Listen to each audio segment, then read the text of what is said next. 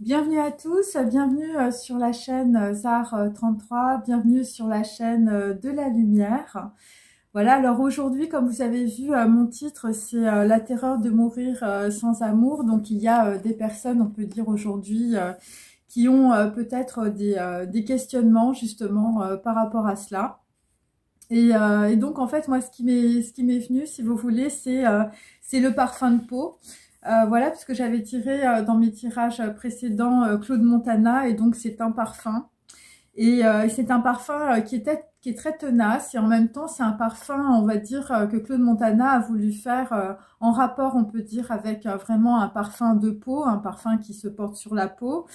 Et donc t'as le parfum sur ta peau, en tout cas. En tout cas, tu as le parfum peut-être de quelqu'un sur ta peau. Alors évidemment, j'ai aussi parlé du livre de Patrick Suskind, Le parfum, dans mon dernier tirage aussi. Voilà, qui fait référence, on peut dire, à des personnes qui sont, on veut dire, dans l'angoisse, dans la peur, dans la prédation aussi. Donc voilà. Et donc là, vraisemblablement, eh bien, tu penses à sauver ta peau, ou à sauver le parfum que tu as sur ta peau.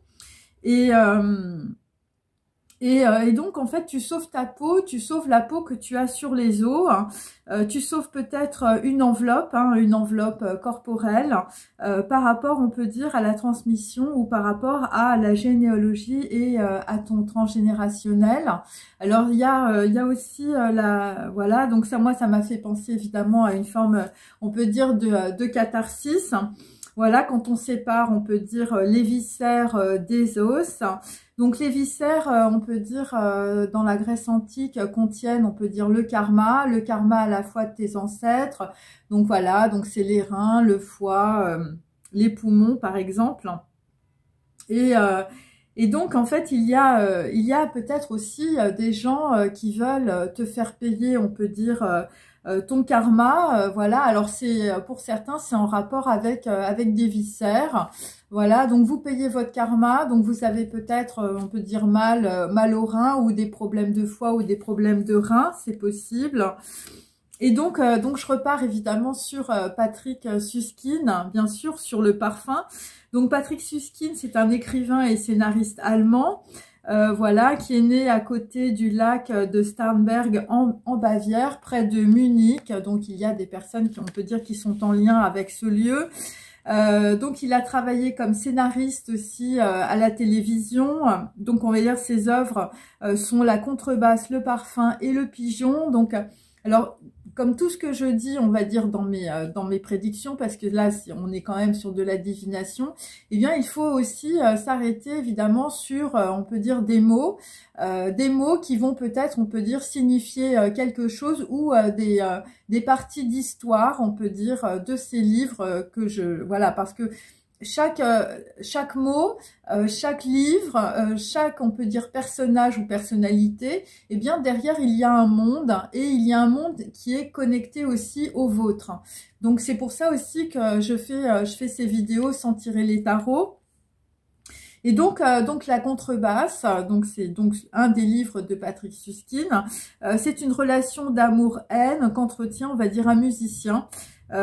Donc avec, on peut dire, l'amour fantasmé qu'il voue à une jeune soprano. Donc là, on est plutôt chez les artistes et les musiciens. Et donc, on peut dire, juste avant, on va dire, un opéra, c'est quelqu'un qui veut crier, on va dire, le nom de Sarah, le nom, on peut dire, de la personne qu'il aime. Voilà, parce que en fait, il ne lui a jamais dit. Et donc l'opéra, évidemment, c'est un opéra, c'est L'Or du Rhin, donc c'est de Richard Wagner aussi. Donc voilà, c'est la vie de Siegfried et de Brunhilde, hein, pour les gens qui connaissent, c'est l'anneau de Nibelungen, c'est le ring. Donc voilà, donc on peut dire que il y a une personne qui est, on peut dire, musicien. Vous avez l'oreille musicale, ou vous avez l'habitude d'écouter de la musique, et donc vous avez envie, on peut dire, de crier, on peut dire, votre amour à quelqu'un, je veux dire, en ce moment. Hein, voilà, parce que peut-être que vous en avez assez d'être dans le fantasme aussi, par rapport, on peut dire, à des relations sentimentales. C'est peut-être ça aussi. Après, on a un deuxième roman qui s'appelle Le Pigeon. Donc là, on est plutôt, on peut dire, sur des personnes je vois, qui sont un petit peu, je veux dire, agoraphobes ou qui sont, je veux dire, plutôt retranchées, on va dire, dans leur appartement ou chez eux. Donc, c'est un roman, on va dire, qui se déroule en une seule journée. Alors, c'est le vendredi d'août, donc c'est en été. Et c'est par rapport, on peut dire, à 1984. Donc, on peut dire c'est voilà, c'est l'expérience, on va dire, d'un personnage voilà, qui tient de la phobie. C'est quelqu'un, on va dire, voilà, dans le livre, qui a un gros coup de vieux, hein, visiblement. Voilà, parce que, alors, je vous raconte un peu l'histoire parce que ça va peut-être coller, on va dire, à votre histoire à vous, hein. Donc, il a un gros coup de vieux, ce personnage, parce que sa famille l'a persuadé d'épouser une femme qui était déjà enceinte et amoureuse d'un autre. Et donc, ensuite, on va dire, cette femme, on va dire, fuit avec la personne qu'elle aime par la suite. Donc, évidemment, la personne, elle a un gros coup de vieux, elle a un gros coup de blues aussi. Et donc, c'est quelqu'un qui, après, va vivre à l'abri du monde, hein, voilà, chez lui, dans sa petite chambre. Alors, dans le livre, il vit dans une petite chambre de service, hein, on peut dire. Et je veux dire, quand il se balade, on peut dire, dans l'immeuble, il tombe sur un pigeon. Et donc, ça l'effraie. Donc, en fait, il décide quand même de sortir de chez lui. Et il va passer la nuit dans un hôtel. Et donc, un gros orage, on peut dire. Alors, ça peut être un orage intérieur aussi. Évidemment, il faut aller voir dans toutes les configurations. Un gros orage provoque en lui, on va dire, la réminiscence de souvenirs d'enfance douloureuses. Et donc l'évocation aussi de sa jeunesse. Alors vous avez peut-être quelque chose en lien avec 1984 et aussi dans le livre il y a aussi le personnage, il repense à la disparition de sa mère. Et donc après ça, on peut dire après une nuit de Walpurgis, on peut dire une nuit on va dire de nettoyage, de réminiscence, de souvenirs mémoriels, eh bien il rentre chez lui et le pigeon n'est plus là. Donc on peut dire que soit je veux dire c'est quelqu'un qui s'est fait prendre pour un pigeon dans la situation, comme vous pouvez le constater.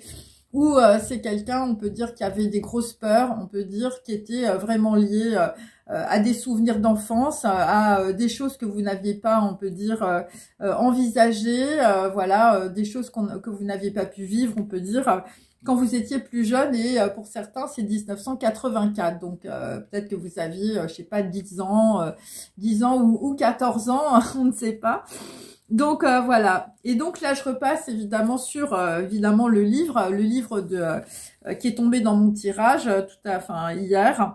Donc le parfum alors le parfum de Patrick Suskind, évidemment, c'est le personnage qui s'appelle Jean-Baptiste Grenouille.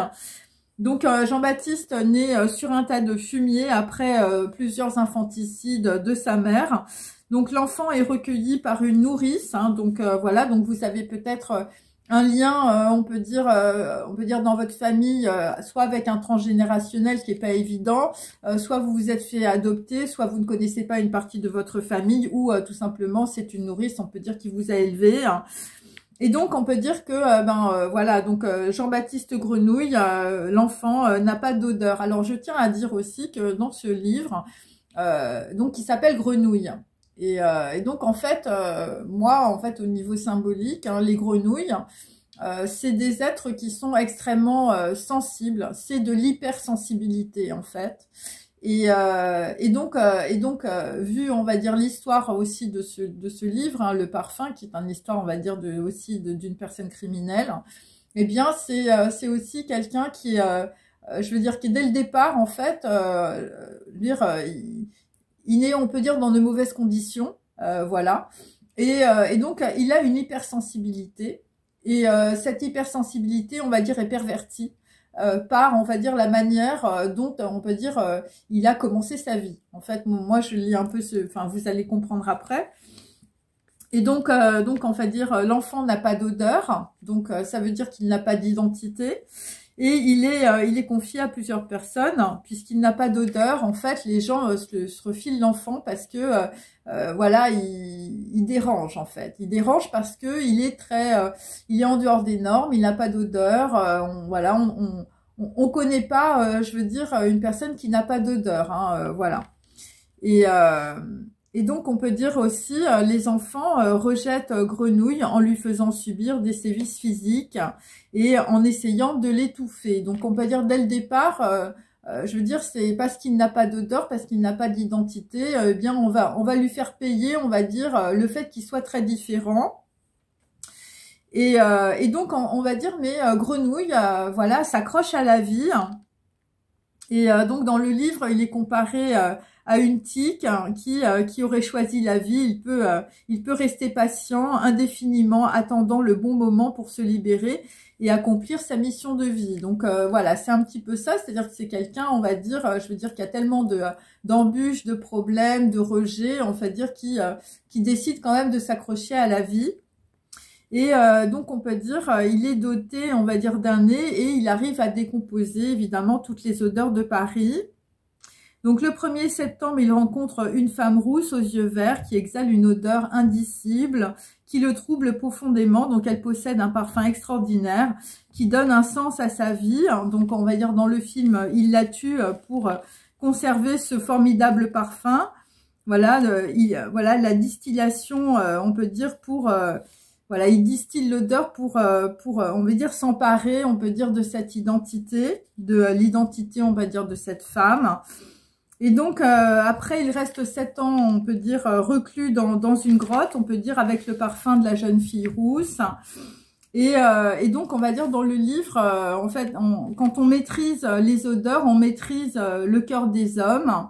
Et en fait, c'est cela. Et donc, en fait, il est poussé à la réalisation d'un parfum pouvant donner et asservir les hommes. Il crée le parfum absolu qui lui permet de se faire passer pour un être pur et innocent malgré ses crimes. Et donc, on peut dire, bon, mais, enfin, je veux dire, de par son histoire, on va dire, il hait les êtres humains. Il n'a pas d'odeur et donc il n'a pas d'identité. Et donc, à la fin du livre, en fait, il se fait dépecer sur le lieu de sa naissance par des criminels et des prostituées attirés par le parfum qu'il avait créé. Et donc, en fait, donc ça veut dire qu'en fait, d'un point de vue de la divination, et finalement, je reviens à mes moutons, si je puis dire, eh bien, on va dire, c'est une personne qui a créé un parfum ou qui a un parfum sur la peau, hein, ou qui a un parfum dans la peau, hein, ça peut être ça, parce que sur ta peau, en fait, il n'y a pas d'odeur, hein, pas d'identité. Et donc c'est très intéressant ce film, enfin ce livre, pardon, parce que moi, ça me fait comme un film dans ma tête. On va dire comme un criminel, en fait, tu vas à la recherche du parfum des autres pour t'enivrer et pour te confronter, pour aussi maîtriser les gens qui ont une odeur et pour les dominer. Et donc, alors évidemment, ça fait un peu pervers narcissique ce que je raconte, mais c'est beaucoup plus profond que ça. Parce qu'en fait, c'est des personnes qui ont des hypersensibilités, comme je vous le dis, mais on peut dire cette hypersensibilité, on va dire, est pervertie par, on va dire, une histoire familiale, transgénérationnelle, sociale ou généalogique. Et donc, comme un prédateur, tu penses à sauver, on peut dire, ta peau avec la peau d'un autre. Donc, c'est des gens qui rentrent dans la personnalité des autres pour se faire, on peut dire, adopter. Hein, voilà, c'est un petit peu ça. Voilà. Donc, avec l'odeur, on peut dire, de l'autre, avec la vie de l'autre, avec la personnalité de l'autre et avec l'énergie de l'autre. Donc, on va dire, ce sont des personnes qui s'aspergent, on peut dire, d'un autre toit, voilà, d'une autre odeur pour exister, parce que ce sont des personnes, on va dire, qui n'ont pas d'odeur. Voilà, tu es né sans identité. Voilà, un peu comme Grenouille, hein, un peu sur un tas de fumier. Après, on peut dire, je veux dire, une partie de ta vie qui n'est pas très claire. Alors évidemment, bon, pour certains, je sais, il y a des histoires aussi par rapport à des infanticides ou par rapport, on peut dire, à des liens, je veux dire, familiaux qui ont été coupés ou qui ont été complètement abîmés, comme le personnage de Grenouille. Et donc là, tu essaies de sauver ta peau. la peau que tu as, on peut dire, dans ton ADN. Donc, tu tentes aussi de te sauver peut-être des criminels et des prostituées que tu as attirés, on va dire, avec les parfums que tu as créés, avec les masques, avec de fausses personnalités, avec de faux rôles que tu as joués. Bon, alors après, il faut aller voir aussi le bouquin de Frédéric Beigbeder, les vacances dans le coma. Hein. Donc là, ça se passe plutôt, on peut dire, dans les boîtes de nuit, mais c'est un petit peu ça, voilà. Et donc, ce sont des personnes, on va dire, qui ont voulu maîtriser le cœur des hommes et des femmes pour qu'on les aime. Voilà, pour que l'on t'aime, pour qu'on l'on fasse attention à toi. Voilà, et donc, on peut dire... tu fantasmes l'amour et tu veux crier le nom de la personne que tu aimes. Donc ça, c'est plutôt dans le livre de la contrebasse, donc toujours de Patrick Suskind. Mais tu entretiens des relations sentimentales d'amour-haine. Et donc, ce sont des personnes aussi qui peuvent faire beaucoup de projections. Donc voilà. Après, c'est des gens, bon, bah, c'est toujours des musiciens, c'est toujours des gens qui sont des artistes, qui aiment l'opéra, voilà, qui aiment les parfums, voilà, qui sont peut-être dans la mode parce que les parfums et la mode, c'est les mêmes choses. Donc, on peut dire qu'il y a des gens qui veulent aussi, donc ça c'est pour d'autres personnes, qui veulent aussi te voler le parfum que tu as, ton essence divine, et ils veulent, on peut dire, se parer de cette essence, de cette identité innée de ton ADN, comme si c'était la leur. Ils veulent usurper ton identité, parce que hier, j'avais aussi l'usurpation d'identité. Donc voilà, donc il y a des personnes qui n'ont pas de parfum et donc on peut dire qui essayent de se parer du parfum des autres. Voilà, ce sont plutôt, on peut dire, par rapport au livre de Patrick Suskind, des criminels et des prostituées. Et donc on peut dire ce sont des personnes qui peuvent aussi te maintenir dans l'angoisse et qui font de toi, on peut dire, le pigeon. Hein. Voilà, c'est un petit peu ça. Et donc, mais ce que tu vis, on va dire, provoque en toi des réminiscences psychologiques, des souvenirs de jeunesse. Donc là, on a vu, c'est plutôt 1984. Une évocation de souvenirs mémoriels et peut-être liés pour certains à la disparition de votre mère. Et donc après le pigeon disparaît. Alors qu'est-ce que ça veut dire? Bon, ça veut dire que pour certains, eh ben, vous n'êtes plus le bourgeois gentilhomme, vous n'êtes plus le dindon de la farce. Voilà, le théâtre, la manipulation, les parfums qui attirent l'amour disparaissent. On peut dire que, je veux dire, le rideau tombe, peut-être que le décor en carton-pâte aussi. Et donc là, on est en train, en tout cas, de voir la vraie réalité et la pureté, on peut dire, de l'essence divine, de ton essence divine, du parfum de ta propre essence, de ton ADN, de ton identité innée. Et c'est pour cela que les gens peuvent t'envier, on peut dire, par rapport à ce que tu es vraiment. Parce que le parfum d'une personne, évidemment, c'est ta pureté originelle, c'est ta lumière. Et donc,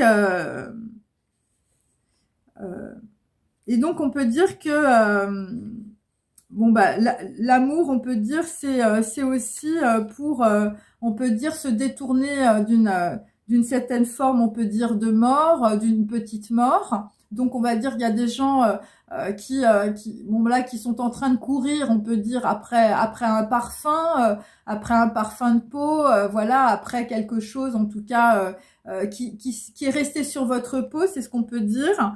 Et pourquoi? Eh bien, parce que justement, c'est ce que je vous disais au début de ma vidéo, parce que il y a des personnes qui sont dans la terreur, en tout cas, de vivre sans amour. Voilà, et donc c'est cela. Et donc là, on peut dire que bon, là, il y a des choses qui sont révélées, si vous voulez. Il y a des, on peut dire, bon, après, moi, j'ai pris le livre de Patrick Suskind, donc c'est plutôt rapport à de la criminalité, mais ce sont des personnes qui, on peut dire, traverse, on peut dire, une situation qui est très douloureuse, qui est une catharsis. Et là, vous allez, on peut dire, vraiment voir soit l'identité de quelqu'un, voilà, quelqu'un que vous aimez, vous allez vouloir crier le nom de la personne, ou sinon, c'est vous allez vous rendre compte que finalement, vous ne pouvez pas vivre, en tout cas, sans amour dans votre vie, ou vous ne pouvez pas vivre, en tout cas, peut-être sans une personne, voilà, que vous avez dans le cœur. Voilà, donc là, on est un petit peu là-dessus, en tout cas, pour aujourd'hui. Bon, bah, j'espère que ça vous a intéressé, cette petite vidéo. Et bah, je vous dis à la prochaine. Allez, salut!